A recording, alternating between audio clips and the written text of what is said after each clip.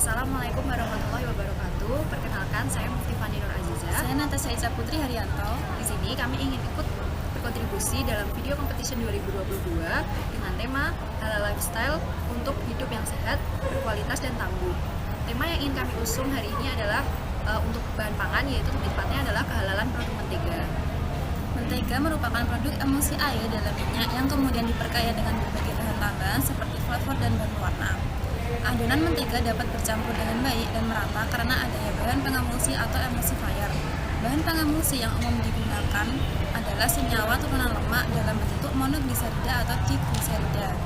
Bahan dasar yang digunakan yaitu susu atau produk yang didapat dari susu seperti krim dan susu yang telah dipasteurisasi. Sedangkan untuk bahan tambahan yaitu natrium klorida dan garam makanan, kultur starter, asam laktat yang umumnya digunakan bakteri pencipta aroma, dan air serta mineral.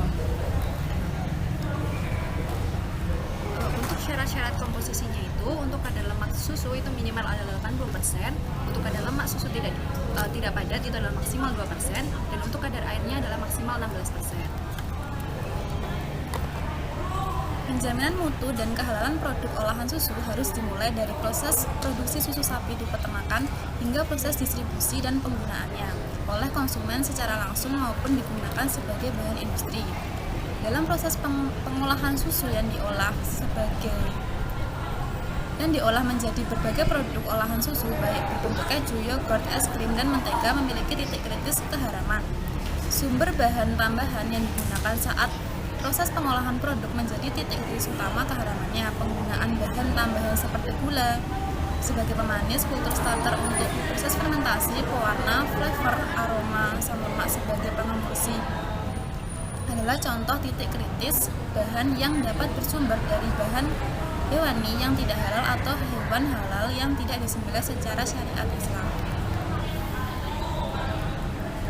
Untuk titik kritis dari keharaman produk mentega itu, dia dapat berasal dari sumber lemak yang digunakan sebagai pengemulsi yang dapat berasal dari lemak hewani maupun nabati.